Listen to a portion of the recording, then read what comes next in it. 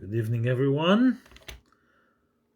Just waiting for my colleagues to join. At least Gabriel is going to be able to join us tonight. And we'll start our Unplugged Live just in a minute.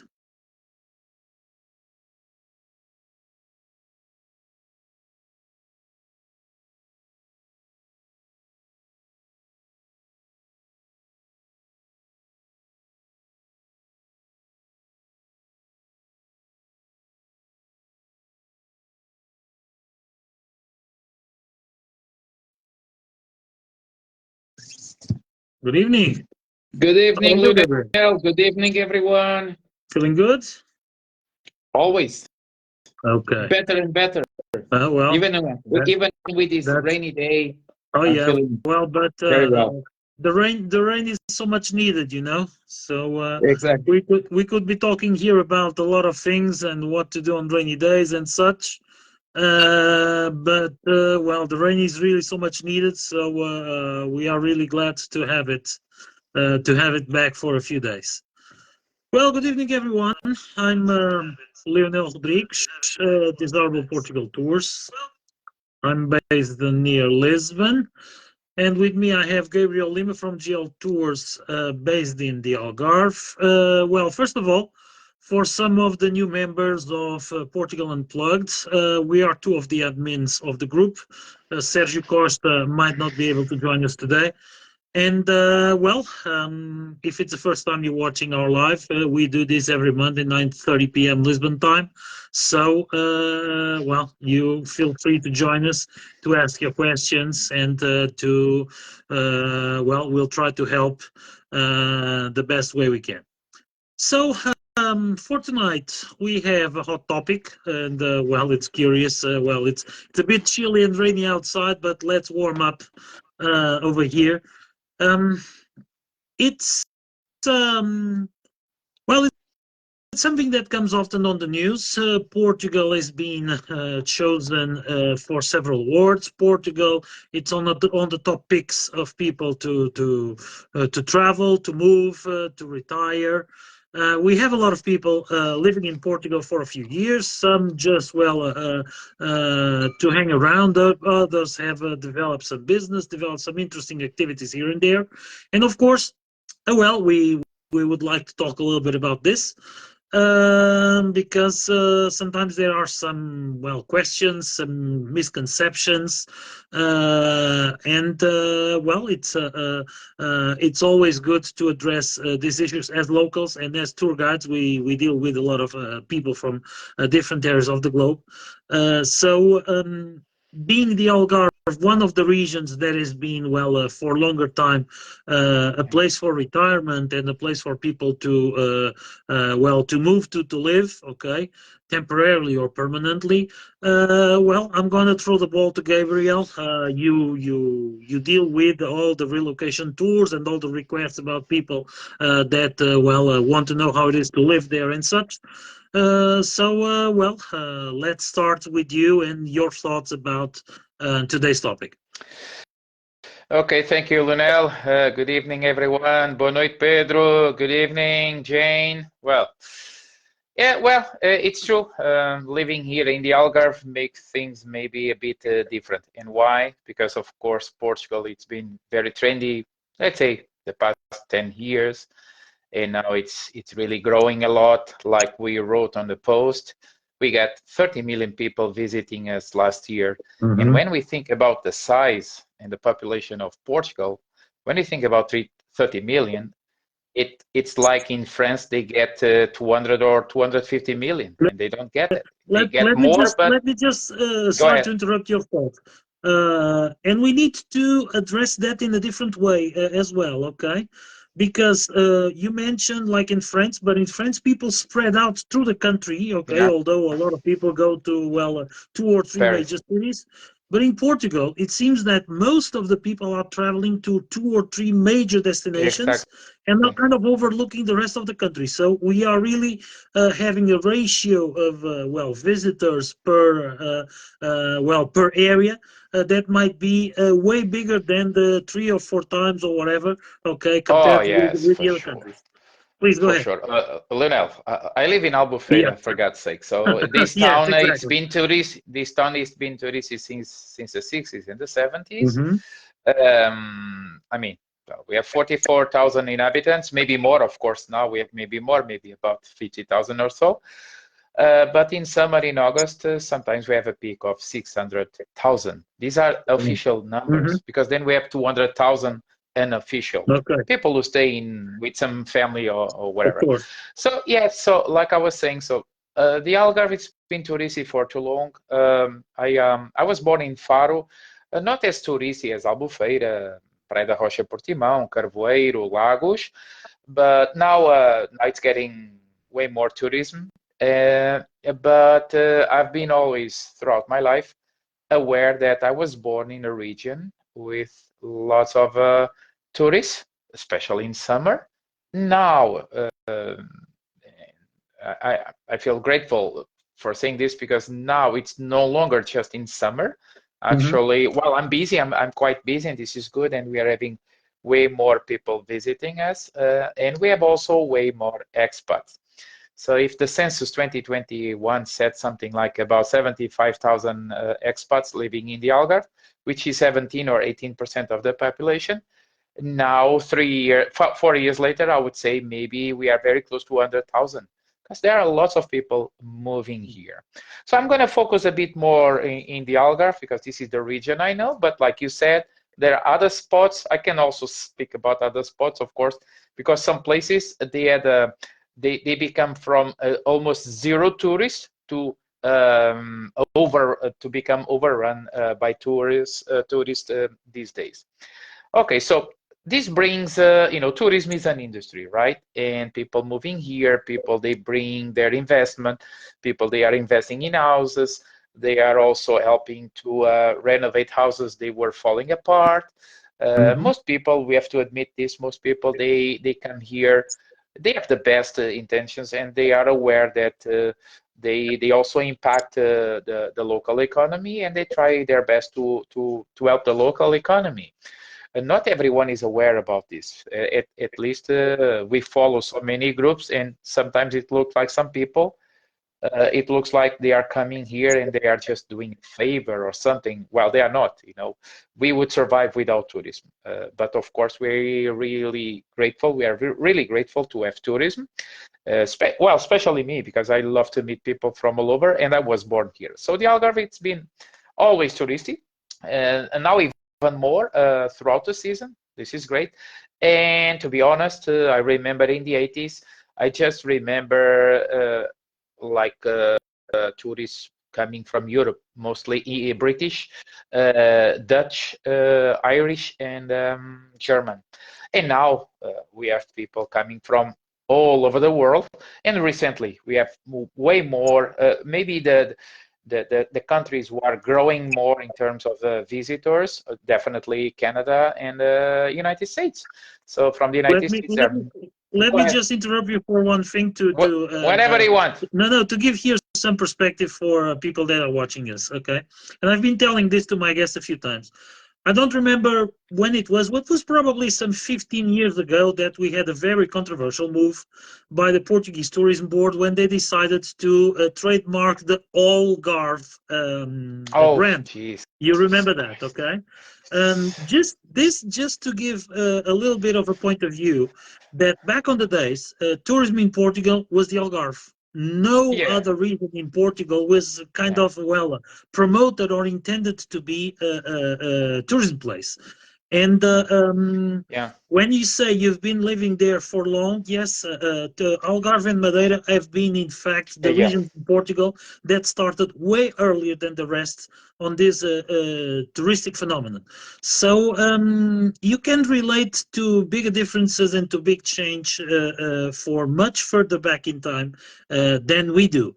And well, you really have seen a lot of things that we might not have seen yet in other regions. Okay, I just wanted to make here this little break to give a little bit more of context why you in fact have so many insights and so many Yeah, well, data about what's going on. Please go yeah. ahead.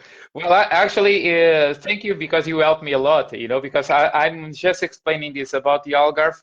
It's kind of an introduction because then I'm going to say, well, maybe I can say I'm kind of an expert because I've been living all my life in a touristy destination Mm-hmm. and a place that is recognized for being warm and welcome. And that's why we have so many expats living here, and we have more and more. We have international schools.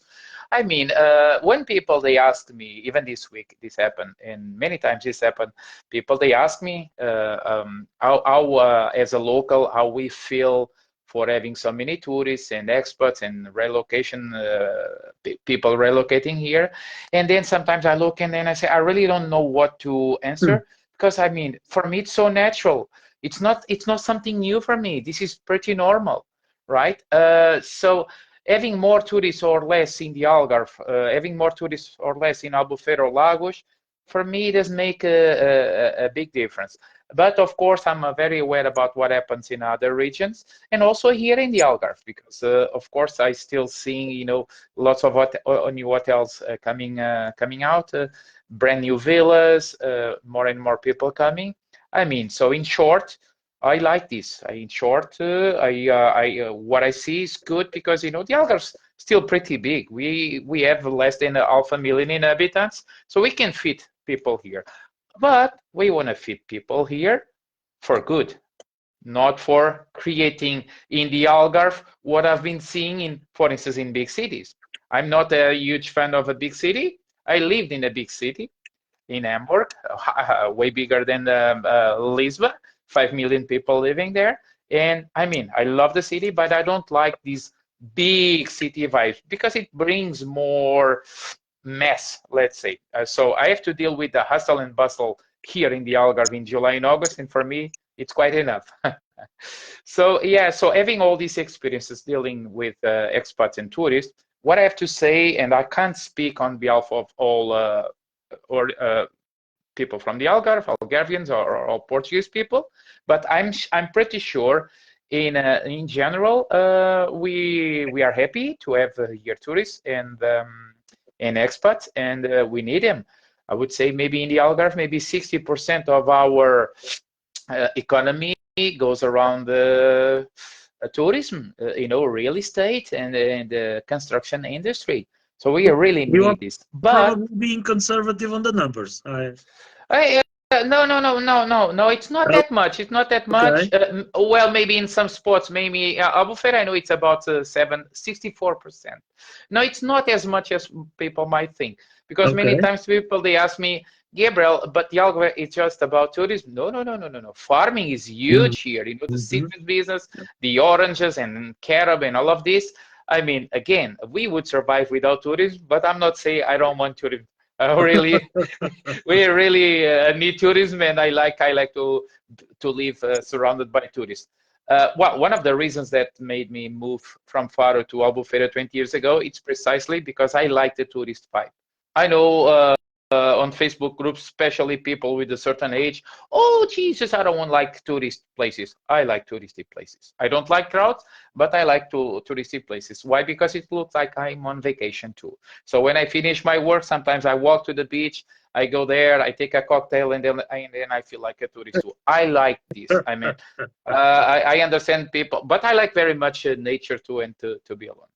Okay, but just to finish my introduction, so let's say living here, it really helps me to understand many things. So when people, they ask me what we feel about tourists and expats, my answer is always very optimistic and positive, but I'm aware this doesn't happen with everyone here, and not everyone in Portugal, because not everyone depends on tourism, and having way more tourists, for instance, driving cars in the Algarve and parking by the beaches, by the old towns, it creates an impact. It creates pressure. So locals, they no longer have the same parking.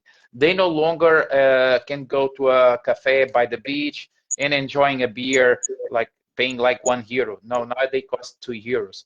By the way, and I'm gonna throw the ball to you, because I don't want to monopolize this. But for instance, when I walk in places like, and this is not a critic, I'm just stating facts. Last week I walked around Tavira. I love Tavira, one of my Mhm. favorite towns ever. It's not just recently. I've been going to Tavira since I know myself. Walking in Tavira, walking in Albufeira Old Town, or walking in Lagos Old Town, I barely can spot Portuguese taking some sun and having a beer. And why? Because all those places, they are very, very expensive. Of course, many Portuguese, they are also working at time, and the people I see, they are maybe retired people.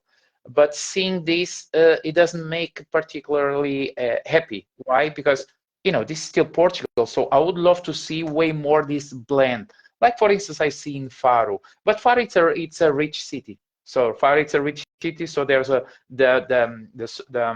middle class still strong in Faro, the capital, and I'm pretty sure maybe it's the same in Cascais, Oeiras, and other towns. But in many other places, the things they are not. So people, they don't see this the same way as I see, and maybe I think that's why some people, they ask me about what we Portuguese we feel about all these trend, this tourism, and so many people trying to move here. Because I heard things about Nazaré, Sintra, Mhm. some other spots, but maybe Mhm. you know better about those spots. Lionel, let's see. Well, Lionel, sorry, but no, just no, please. before, because Mira, good evening, Mira. That said, I mean, you know, one part is a bit sad, but this happens throughout the world. I know, for instance, in many places in Canada, in Toronto, and other places, this is happening too. The prices are becoming very expensive, and locals, they can no longer afford to live maybe in downtown Toronto, and the same happens in the United States. The same, it's happening in Brazil, Australia, in Switzerland. So, Mira, yeah, we thank you for joining us, and we have to address this. I mean, it's sad. So, can we do something in order to make the things better? We all can contribute uh, by giving the best of us. So I think and that's why we are addressing this topic today. Lionel, no, sorry. Go No, ahead. no worries. Well, you pretty much you synthesized it quite well. Okay, and that's why really well I wanted to start with you because you've been dealing with this for much longer. Well, for people that don't know me, I've been working on the tourism industry for a long time as a freelancer for 17, 18 years. As full time for over 10 years. And I've seen the change. Okay. And in here, I've seen the change. I can give an example. I was working in downtown Lisbon, or well, for us, not we can consider that downtown, pretty close to Avenida da Liberdade. So Liberty Avenue, I was working there in 2002, 2003, early 2004. And I remember going to Baixa to downtown, and what we could see were several buildings with a huge metal frame holding the facade, so they wouldn't fall. The city hall was kind of trying to preserve those old buildings from the risk of falling, because there were a lot of empty buildings in the downtown. The locals were not so much around there because Lisbon was booming with the trendy neighborhoods developing. Okay, I remember the case of Telheiras, or even Alta de Lisboa, or Parque das Nações, that was the brand new, and everybody wanted to move to the trendy areas of the city. So that led to some areas to be a little bit forgotten, and Mhm. to end up in the need of huge interventions to be fixed. And nowadays you go to those places and everything is quite vibrant, it's quite lively. You see a lot of modern buildings, of course, a lot of hotels, a lot of B&Bs, and so on. But this investment was needed to revive the cities. This investment Mhm. was needed to bring those cities back. Um, were those facilities built for locals? No. Why? Because the locals had moved. Okay, in many cases, the locals had moved from these downtowns. Okay, of course, there were a lot of resistance, and now there's a lot of nostalgia of Hmm. we can't go back to where we grew up and so on. But at a certain point in life, people left. Okay, Yeah, and exactly. this happens in several cities throughout Europe. Through my life, I worked in a lot of projects of reconstruction plans of several European cities that also needed to be kind of modernized and so on. So that was part of my background. And this is an interesting thing to talk about or to research or to study. What is the true impact, of having people, tourism, expats, people retiring and so on? What is the true impact um, that we are having on the cities? Well, the cities are being rebuilt. The cities are being modernized. Okay, we need always to think on certain positivity on all this. And when I see people, and this is a little bit, a frequent question or a frequent topic. When I see people, when I have people saying, "Oh yes, all of these tourists are just ruining the place," well, it's a price to pay for the popularity, because the economy has changed a lot, and it also Hmm. helped us to rebuild our places. But we now have the flip of the coin. What is the main issue? And you already addressed it a little bit. Okay, when you go to a certain place, is it to live or is it to visit? Okay, you need to be aware that you are visiting a different place that has been there for ages. And in our case, just to give an example, Lisbon has over 2,500 years of existence. We have monuments. Even today, I was preparing some content for social media. We have some megalithic monuments that are 7,000 years old. Okay, so we have stuff that has been here since ever.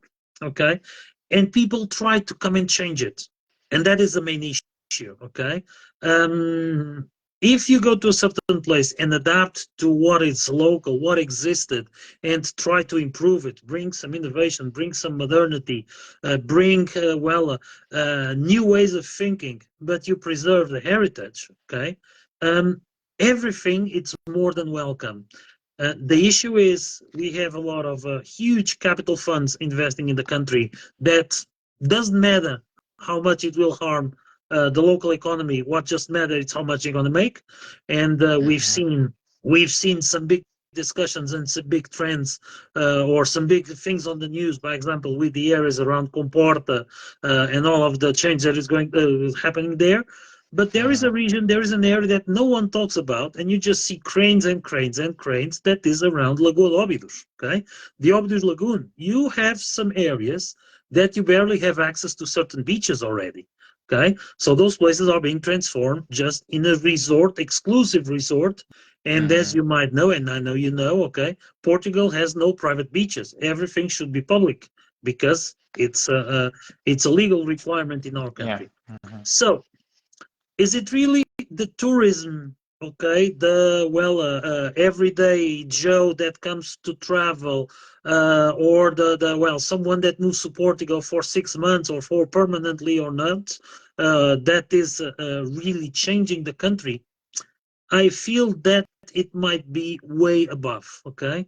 And way above when we are talking about millions and millions, way Hmm. above when we are talking about, the people that allow all of those things to happen. And Yeah. in fact, there's a lot of changes going on.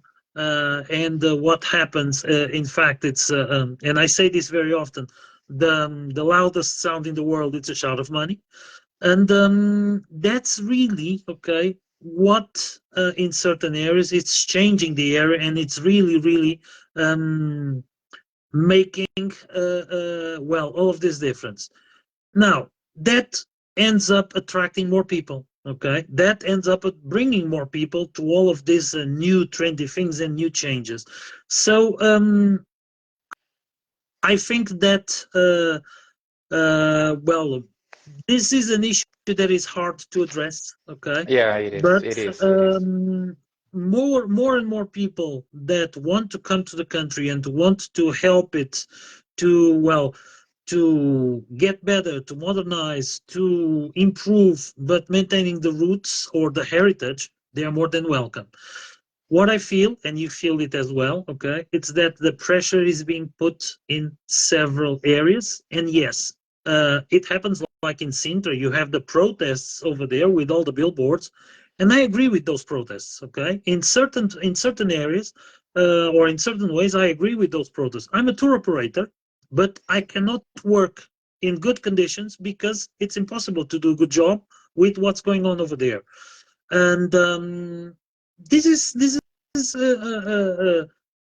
quite a tricky bit to It feel is. that everybody goes there and you have hundreds of tour operators working there, okay, who pretty much don't care on how much they harm the place, but they all complain that the traffic is bad, and they all complain that it's impossible to go to Pena Palace or to Regaleira or to whatever, okay? But well, they are also part of the problem, okay? So when you have people that just follow the trends and don't try to make a change. So this is a quite wide subject It is. It is. to address, in fact. What I feel and what I really want to leave over here as a suggestion is it's a place, it's too crowded because it's too popular. Just look around, probably around the corner, there's something better. If the restaurant you wanted to book, it's no longer available because they have like a 6 months waiting list, well, go across the street, you might find something better.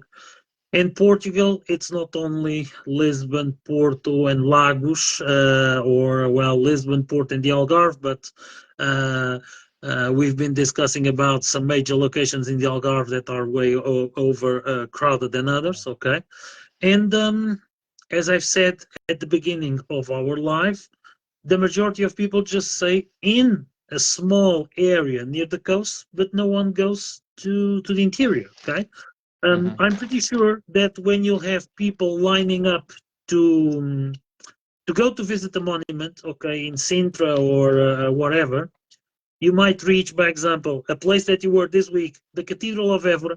There's no line to go Oh, in, okay. The Chapel of Bones has some lines nowadays, okay. In the yeah, summer they yeah, have some yeah. lines, okay. It's The popular. Cathedral of Évora, there's no lines to go in. But now I'm going to throw the ball to a beautiful city that no one ever talks about going to tour over there. It's way further north, okay? Who goes, by example, to do tours at Guarda? The cathedral in Guarda, it's amazing. The Yeah. old city of Guarda, it's amazing. From The town there, itself. yeah, the town The itself, town itself. I mean. okay? From there, it's possible to go north to some historical villages. To well, in a little bit over an hour, people are at the Douro Valley area. So all of these things, okay, are possible to be done, and I'm pretty sure that everybody over there will be very welcome as a traveler or as a tourist.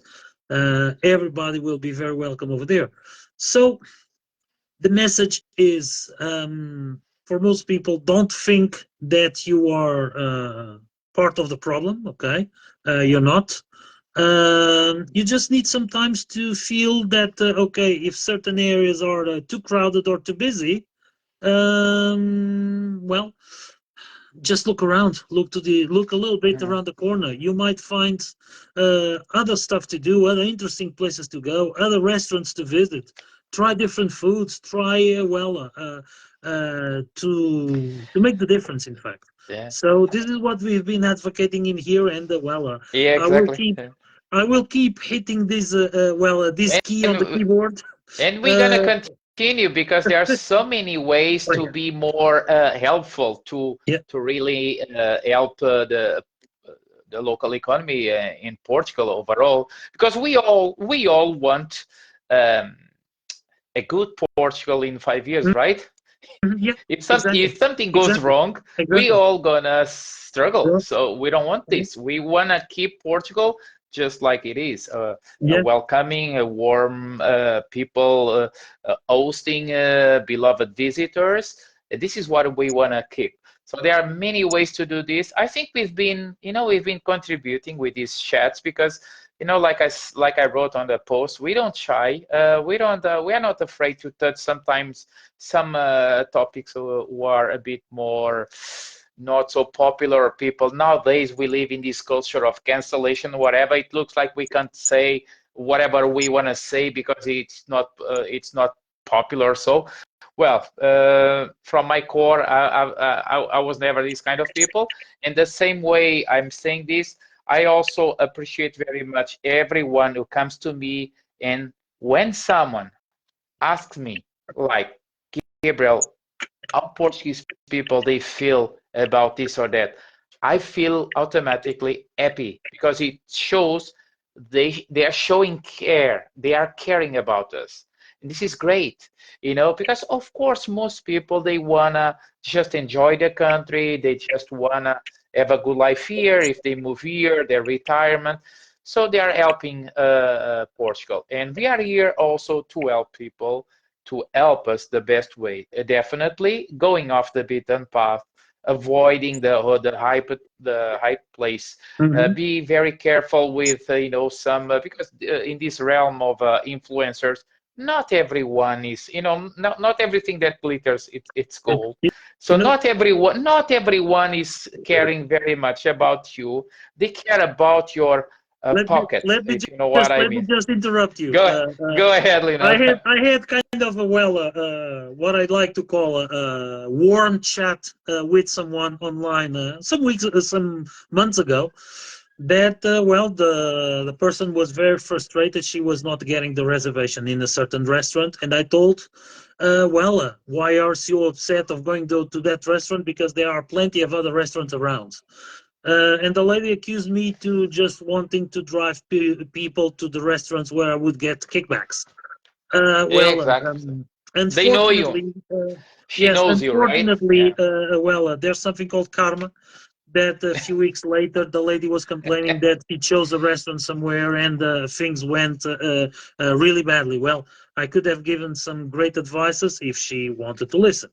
But I don't like to be this kind of person, but sometimes, these kind of things do happen. So, um, when people just recommend certain places, or if you see someone just recommending a certain places over and over and over and over, and kind of disregarding on even trashing all the others, be suspicious about that.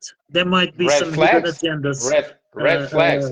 Yeah, exactly. So Before we become tour guides, travel agents, and before we work in this tourism industry, we've been in sales, right? I've been in sales exactly, for yeah, about 17 exactly. years, and you are.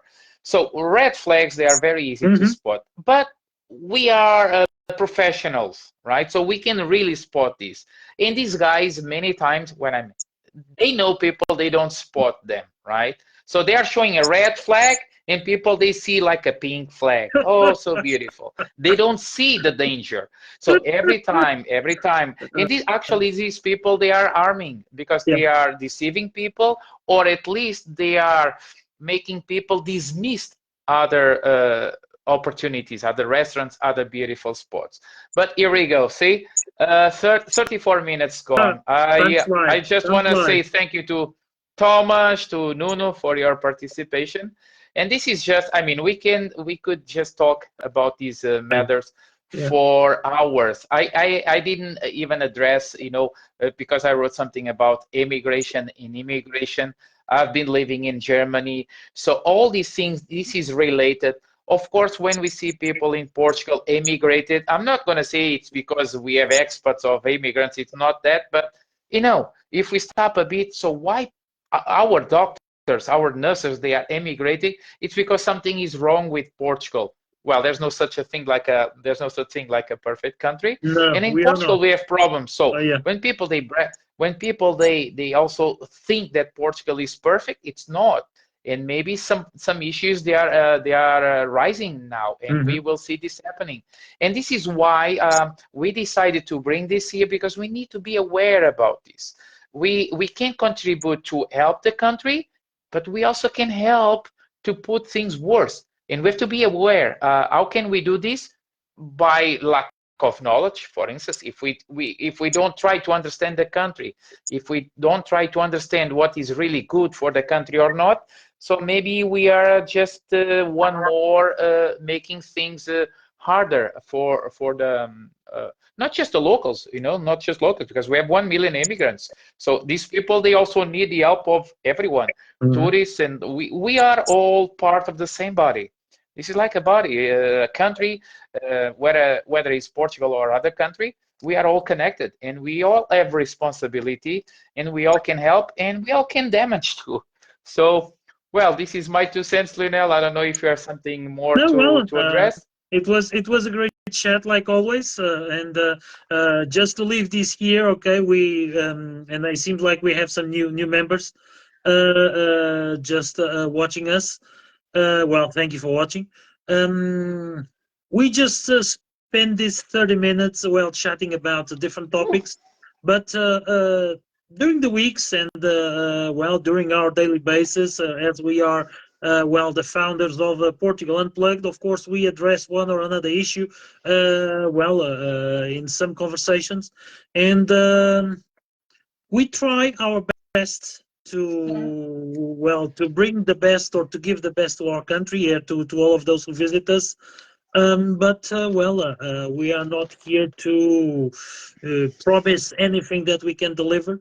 And as you already might have seen, we are quite straightforward and quite direct when it needs to be. Not everybody will agree with us, but that's why the Portuguese are so unique. We are just not followers. We like to speak and to have our mind. We are pretty much.